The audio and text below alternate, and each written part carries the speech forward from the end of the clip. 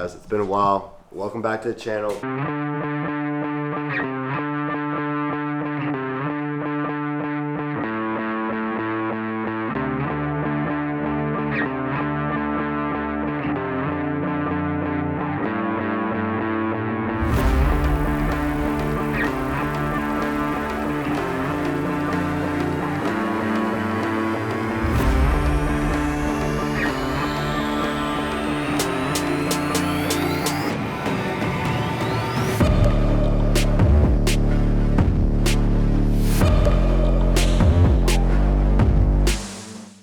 So, as you can see, we're looking at the 240, but what you haven't seen is what has been going on all winter long.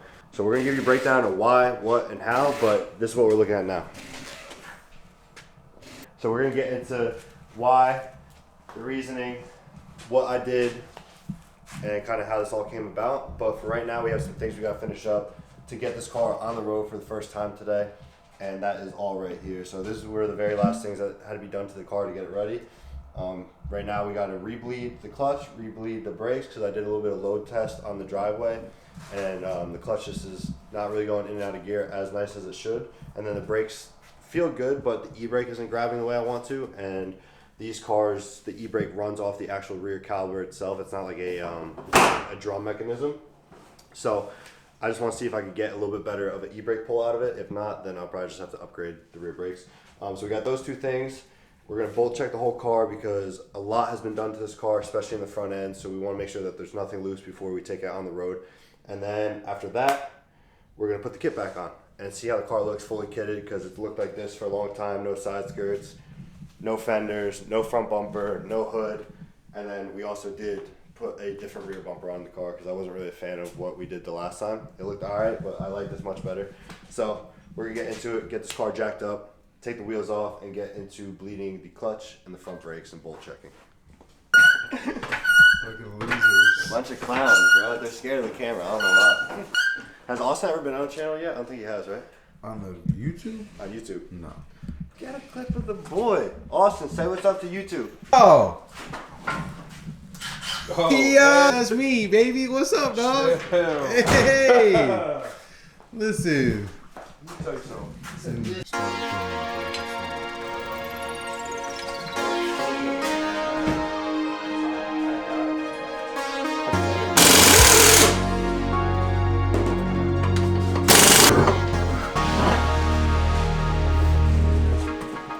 Grab me out. You don't know yourself, son.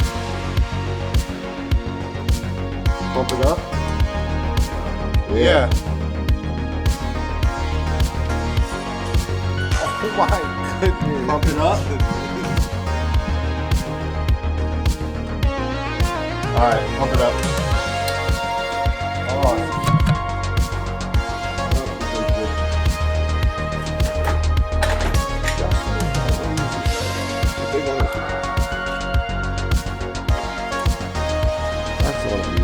What was it? What the fuck? Oh, you know what?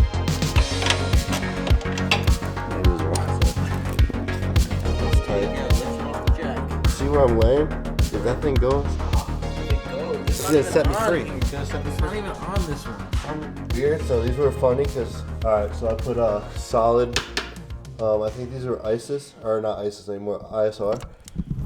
They're solid rack bushings, but for some reason they fit really funny. I don't know if they're for 14 and not for my car, but our good friend Kevy, not Kevy, but Kevin Trapp gave me these for free, so I made them work. And they just don't fucking fit too well, so I didn't over tighten them, but now I'm gonna tighten them down a little bit better. I like that. Oh! Whoa. Oh! Fucking decided to show up. What do you mean? I've been here. Yeah, right. I was the first one here. You were not. Yeah. If you were here, this car would have been done already. But it's not. And, well, here you are. So. Yo, E30. What up? Yo, is that E30 skirt? Is that Curdy? Yo, is that E30 Is that Curdy? The fuck? Oh no, that's just it. Oh, okay, that one needed a little juice. They're not mosquitoes though.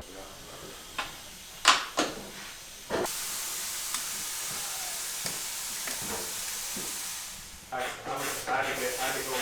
Oh my god, the front is bolt checked. Alright, we're good here. So now we're gonna move to the rear, do the brakes, bleed them, bolt check the rear, and then throw the kit on, and that's it, we're good. You guys will get to hear it start. It's a rough idle, so we'll get into that a little bit more, but then it cleans up. As you guys can see, we went, oh wow, I did that, but whatever, it's just chill. We put a stock rear bumper back on because I just think it looks a lot better than the cut fiberglass one. It's not cut up here anymore, but it still looks super clean. I like that stock rear bumper look.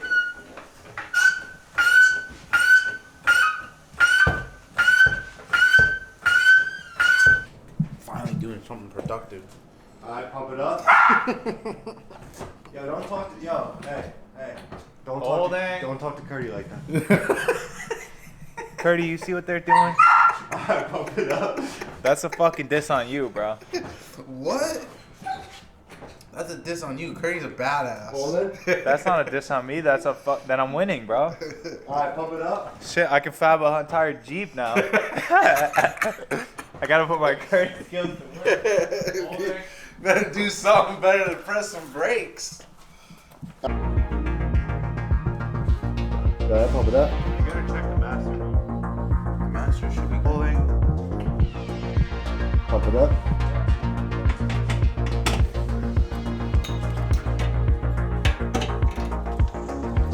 If he ever back.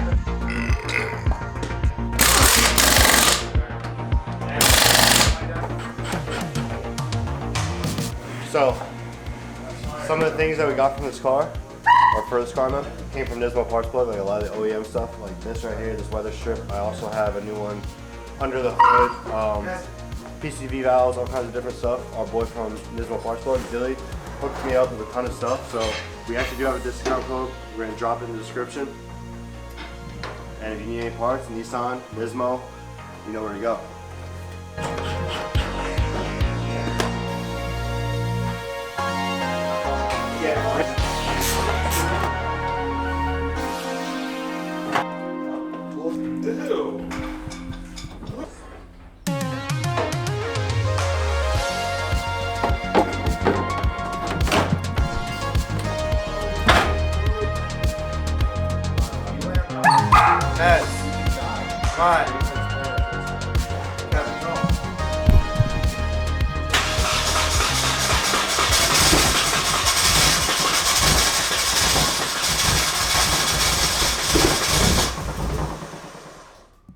Austin's like.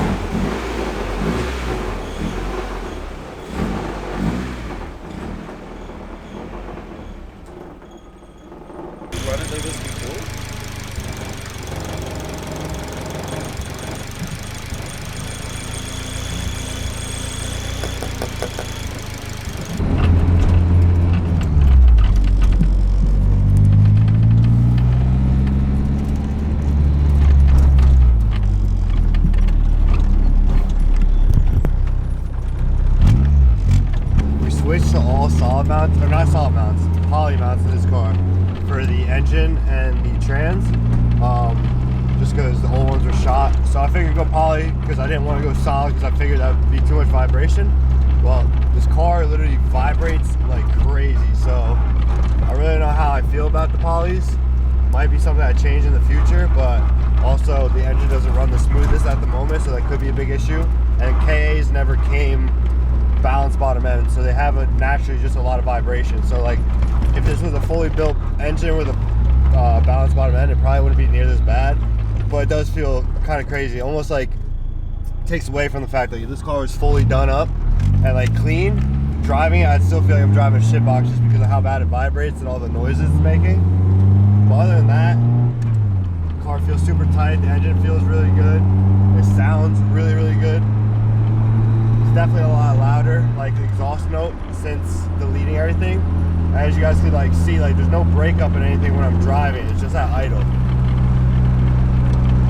Clutch is feeling amazing. So I'm super pumped with it.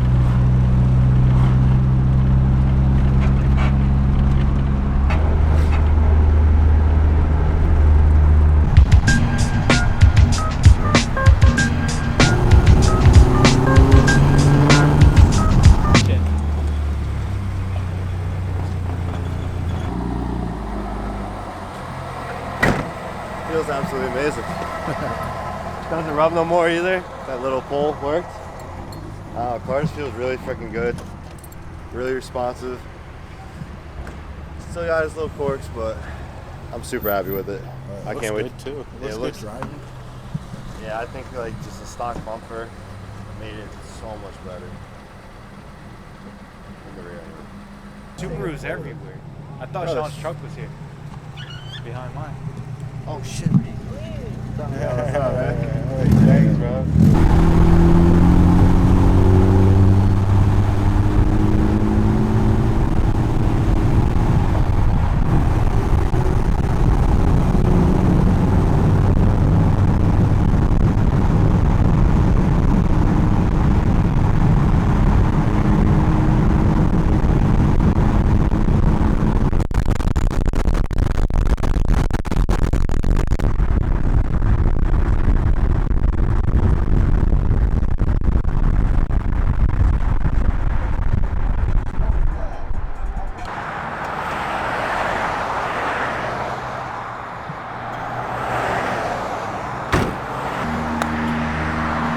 We got a lot of reactions. What's on the menu?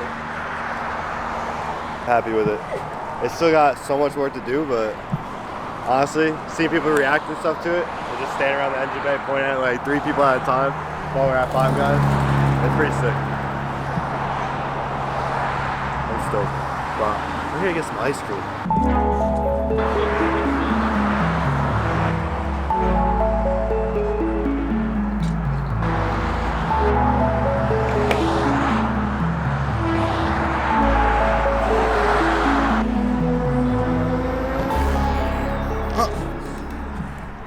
Missed a spot. Shit, dude, you're right. Hold on. There, yeah, there you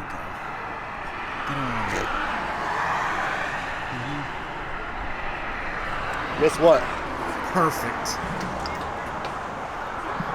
I'm like, oh shit, grabbed it and started running because I didn't want to see that. Bro, who taught you how to eat ice cream? Open the door! Hit it with the door? He's wiping out his pants. Yeah, you got a little dirt licking it off. I literally called it my feet, so it's probably fucking dog shit. That's even better. Oh shit, Fabian. Is that Pop? Yeah. That's his new way this all originally started was I was driving the car as my daily. I think my truck was down at the time. I had the Camaro, but the Camaro was down and was on its way out. Ever since we bought the car with the other cars and we first started driving it, the clutch already felt like crap. So it's been on its way out. We actually went to go to our boy's birthday party one morning, or not one morning, but one night. Left the house and the clutch pedal just went to the floor and no longer worked. Couldn't get the car in or out of gear unless I turned the car off. So I literally put it in reverse and then used the starter to get me all the way back down the house, which was like a quarter mile probably. But what all started this was the clutch failing, which then turned out not to be clutch failure. What went wrong with the car originally was the master cylinder, or the slave cylinder. That's the one that went bad. The slave cylinder went bad. So then when I was pushing the clutch in, it wasn't ever fully disengaging it. I think, yeah, it wasn't fully ever disengaging the clutch. So when I ended up pulling the engine and stuff like that, so obviously I decided at that point I wanted to delete all the things in the engine that you don't need, because it just, with the KA engine, they run crazy amounts of like just vacuum hoses all over for all these little sensors and all these different things, right? So there's a lot of chance for vacuum leaks, which the car had a crap load. I put on a smoke tester like last summer and there's smoke spewing out of everywhere. So I wanted to delete everything and get the car running good. So when the clutch finally went, I was like, all right, I'm pulling the whole engine. taking everything off the car that doesn't need to be there. So fully gutted. Not only does it make the car run a lot better, also cleans up the engine bay a lot, because like you guys saw what the engine looked like originally, the engine bay. It's just a mess and it was super dirty. Obviously the paint was terrible and all that good stuff as well, but like KAs just aren't pretty engines when they're stock form. I think they're very good looking engines once you have a turbo on there and you clean up all the stuff. So with that, that's kind of what started this whole thing. And originally I was just thinking about like getting clutch in, deleting it, putting it back in, so I had it daily, because I like I said, I think at the time my truck was down, or like I just didn't want to drive my truck full time. But then as I pulled it, me and Kevin were doing a lot of work together because we were at the shop and he was there every night that I was there. So he convinced me like, yo, let's just paint the engine bay real quick while we're in there. I'm like, all right, because I wanted to paint the valve cover, the pearl white that is painted and stuff like that. And then there just kind of escalated. So we got the engine out, prepped the engine bay first, painted it. That blue is called Seaside Blue. And then it's just out of rattle can. You can literally get it at Home Depot. We put clear coat on it, 2K clear coat for like a car. So then it sealed up real nice, gave it a really nice shine. And then from there we painted the valve cover, which the valve cover we actually made our own paint with, because our own pearls anyway, because one of our friends hooked us up with a ton of paint that their body shop wasn't going to use anymore. So it's actually, valve cover is base coat white, then it's got blue pearls, purple pearls, green pearls, and some other pearl, and then we put some gold flakes. Yeah, a lot of pearls. So like in low light, when it's kind of darker out, you could see tons of different colors. So it looks really, really good. It's kind of hard to see in the sunlight. I'm not sure if the camera picks it up. We sprayed with some different pearls originally, didn't like it, so then we rebased it out and went with it. So along with all that stuff, we went with OEM clutch. I went with a lightweight flywheel, because when I pulled the clutch, when I pulled the clutch off the engine, what we realized what went wrong and why we knew it was a solenoid is because the clutch still had plenty of meat, but it was like glazed over and multicolored because it was getting so hot. And then same with the flywheel. The flywheel, OEM flywheel, actually got so hot it like spider cracked the entire flywheel, just because the entire time we were driving it, because the solenoid wasn't completely decompressing, that it was like always only slightly grabbing, so it was slipping a lot, causing the heat. So that's what kind of told us why and what happened to it. Ordered a bolt kit just so I had some nice fresh bolts in case any broke or any stripped out, and then I ended up just using more and more to kind of clean up the engine bay. Got some fresh brakes in the rear because the ones that are in there were seized up, and just kind of refreshed everything, refreshed the e-brake cable, put new e-brake cables in there, adjusted it, cleaned up all the wires that had to be there, cut all the old wires out. So I don't know if we've talked about in past videos either, but the suspension of that car has been hella loose the entire time we put it on the road. So what was wrong with it was all the bushings are like completely gone. Subframe bushings, all the control arm bushings, all that stuff in the front and rear. So I got all new arms in the front. Just eBay arms, just went cheap because I was trying to keep the car like bare minimum cost and do it the most cost effective. And in my mind, whether you order some ISR or eBay, they're pretty much the same thing. All it is an adjustable arm with end links. Unless you're going like GK Tech or PDM, or GK Tech or PDM, where they have like very like state-of-the-art kind of designs where you can do a lot of different adjustabilities. But for the money, I just went eBay, and obviously it works really good. It feels great. Got a full refresh with fresh clutch, engine bay all cleaned up, pulled out all the useless stuff like I said, got rid of all the vacuum lines, put all new lines on, fuel lines, and just painted everything to make it look nice because we were in there.